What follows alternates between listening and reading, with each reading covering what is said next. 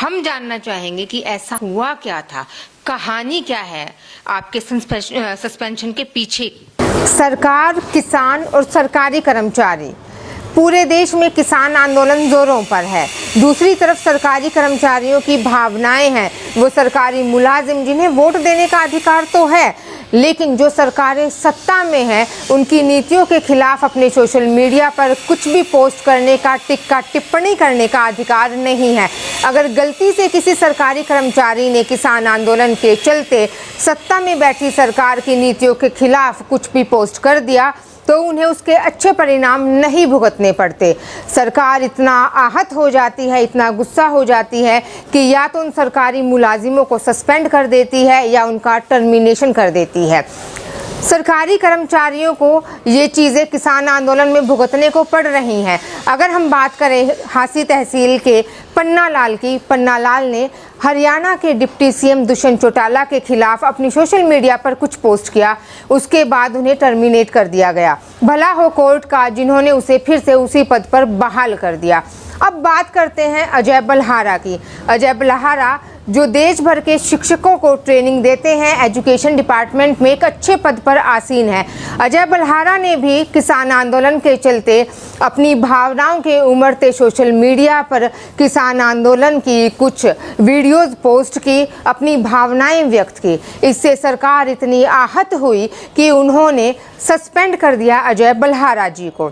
आगे की पूरी कहानी हम जानते हैं अजय बलहारा जी के जुबानी।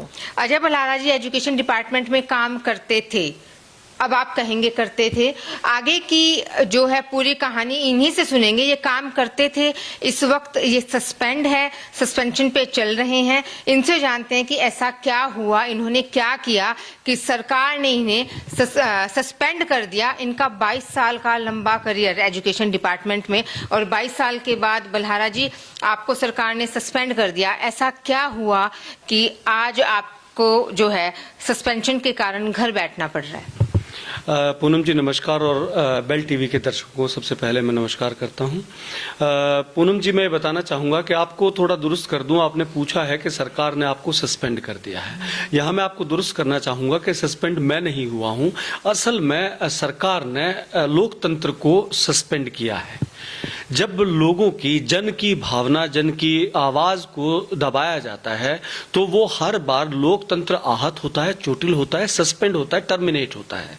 और मैं ये बहुत जिम्मेदारी के साथ कह सकता हूं कि लोकतंत्र अभी सस्पेंशन में चल रहा है, लेकिन अगर इसी तरह से लोगों ने डर से, अपनी नौकरियों के डर से, जान माल के डर से अगर अपनी जबान पे गांठ लगा ली तो वो समय बहुत दूर नहीं है जब लोकतंत्र की पूरी तरह से टर्मिनेशन इस देश के अंदर कर दी जाएगी। बलहारा जी ये जानना चाहेंगे ऐसा कारण क्या था, आपने ऐसा सरकार के विरुद्ध क्या किया? ये आपने बता दिया, लोकतंत्र की बात भी आपने कर दी। ये लोकतंत्र की बात हम पिछले काफी दिनों से, जब से फार्मर प्रोटेस्ट शुरू हुआ है, हम सुनते आ रहे हैं। हम खुद भी बोलते हैं लोकतंत्र के बारे में। हम जानना चाहेंगे कि ऐसा हुआ क्या था, कहानी क्या है आपके सस्पेंशन के पीछे की। जी पूनम जी, मैं सरकारी कर्मचारी हूँ। शिक्षा निदेशालय के अंदर मैं अभी इस सस्पेंशन से पहले तक काम कर रहा था, और मेरा जो वहाँ पे कार्य है वो चीफ कोऑर्डिनेटर ट्रेनिंग्स का है। यानी हरियाणा के अंदर नई ट्रेनिंग पॉलिसी आई है, उसके बाद से पूरे हरियाणा के एजुकेशन डिपार्टमेंट के अंदर जो भी ट्रेनिंग्स होती हैं, कैपेसिटी बिल्डिंग प्रोग्राम होते हैं, उनकी प्लानिंग, उनकी मॉनिटरिंग और उनका इवेल्युएशन, ये सारा काम जिम्मेदारी मेरी होती है। वो चाहे हमारे विभाग के आईएएस अफसर की ट्रेनिंग है या पीएन की ट्रेनिंग है, सभी की ट्रेनिंग जो है वो मेरा काम है, मेरा दायित्व है। मैं कार्यक्रम अधिकारी के पद पे मैं वहां पर नियुक्त हुआ था और ये मेरी नई जिम्मेदारी थी। अभी इस बात पे आते हैं कि हुआ क्या, कि मैं खुद एक किसान फैमिली से आता हूं। गिरावड़ मेरा गांव है जो मदीना के पास पड़ता है, और आज भी हम जो अन्न हमारे घर में आता है वो हमारे खेतों से ही आता है। तो इस नाते जो है मेरी भावनाएं हमेशा ही जो है खेती किसानी के साथ और और किसानों के साथ जुड़ी हुई हैं। जब ये आंदोलन चला तो घर से भी बहुत बात आई, गांव से भी बहुत बात आई कि आप प्रबुद्ध जनों में आपकी गिनती होती है, तो इसके लिए आप क्या कर रहे हैं। तो पिछले 2 महीने में मैं यदा कदा तो जा रहा था, लेकिन मैंने 10 दिन की बाकायदा डिपार्टमेंट से छुट्टी ली, क्योंकि मैं कानून की पढ़ाई भी पढ़ चुका हूं। मैंने छुट्टी ली, स्टेशन लीव ली, और उसके बाद मैं करीब 8-10 दिन जो है टिकरी बॉर्डर के ऊपर और अन्य जगह पे मैंने किसान प्रोटेस्ट में लगाए। किसान प्रोटेस्ट के अंदर मैंने जो किया था वो मैंने स्टेज तक ना पहुंच के, जो आम जन है, आपने देखा हुआ टिकरी बॉर्डर पे गए 10-12 किलोमीटर पहले से टेंट शुरू हो जाते हैं, तो हमने उन लोगों को आवाज देने का प्रयास किया कि ये लोग जो न टेंट पे जाते हैं, न जिनका पॉलिटिकल एम्बिशन है कोई, ये लोग इस हार्ड कपाती सर्दी के अंदर यहाँ इतने दिन से पड़े हैं, तो क्यों ना इनके दिल का मर्म जाना जाए, इनकी शिकायतें क्या हैं, इनको डर क्या है।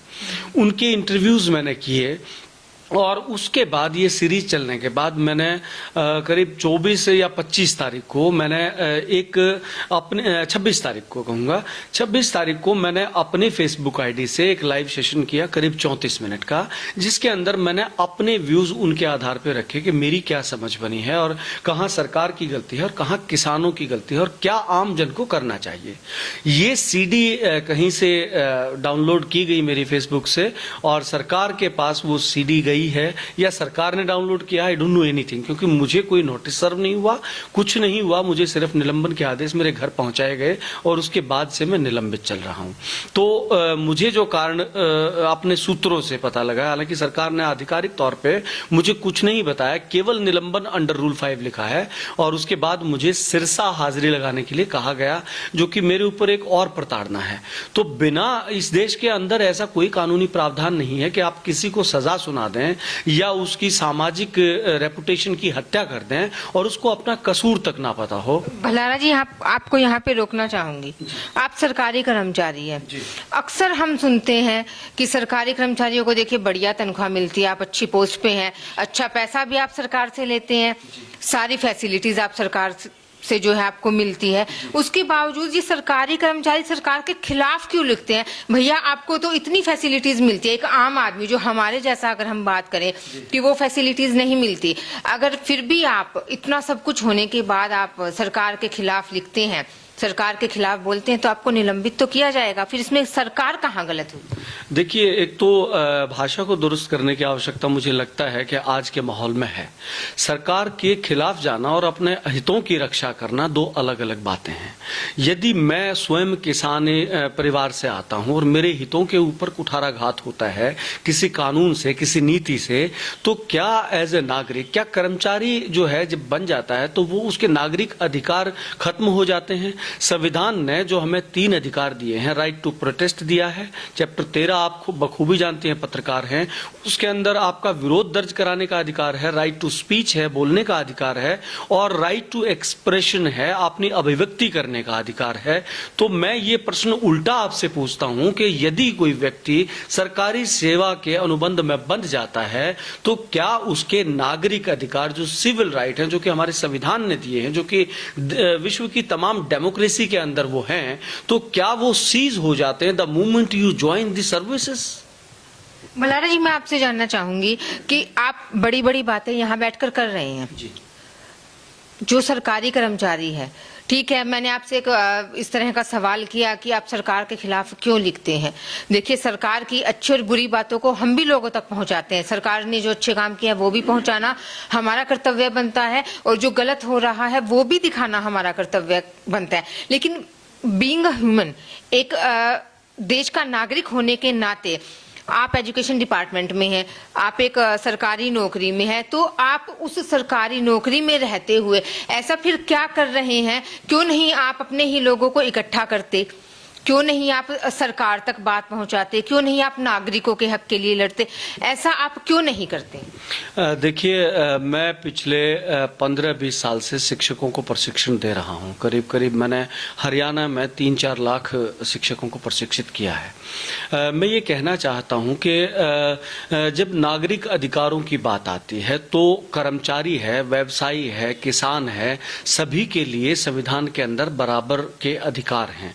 इंसान इंसान होने के नाते जब आप ह्यूमन राइट्स की बात करते हैं, जब आज इस युग में जब एनिमल राइट्स की बात हो रही है, तो अगर एक लोकतांत्रिक नागरिक होने के नाते एक किसी खास तबके जिससे मैं स्वयं आता हूं उसके खिलाफ यदि कोई नीतियां बनती हैं, या मैं ये कहना चाहूंगा आपके चैनल के माध्यम से कि मान लीजिए कि आम नागरिक है, किसान है, अनपढ़ है, उसको एप्रीहेंशन होता है, मान लीजिए सच में ये कानून उसके फेवर में है, जैसा कि केंद्र सरकार भी कह रही है कि ये हमने उनके फेवर के लिए बनाए हैं, लेकिन एक एप्रीहेंशन होती है, उसको डर लगता है कि कहीं ये मेरे खिलाफ तो नहीं है। तो क्या सरकार से सवाल पूछना और ना सुने जाने के बाद जनतांत्रिक तरीके से विरोध करना गलत है, नंबर एक चीज।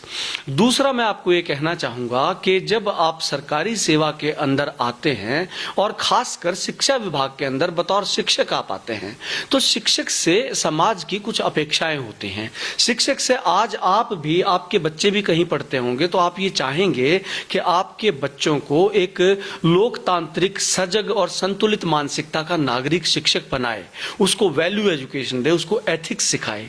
लेकिन यदि वही शिक्षक सरकारी कर्मचारी होने के नाते न वैल्यू की, न मोरल्स की, न एथिक्स की, न कानूनों की, न नागरिक अधिकारों की बात करने के लिए ही स्वतंत्र नहीं है, जब वो मुंह खोलता है तो उसको प्रताड़ना सहन करनी पड़ती है, उसको निलंबन और नौकरी जाने का डर दिया जाता है, तो क्या ऐसे माहौल में मैं आपसे पूछता हूं, क्या आपके माध्यम से सभी दर्शकों से पूछना चाहता हूं, कैसी व्यवस्था में आप अपने बच्चों को शिक्षा दिलाना चाहते हैं? भंडारा जी, आपको रोकना चाहूंगी। आपको निलंबित किया गया, आपका डिपार्टमेंट क्या आपके साथ खड़ा है?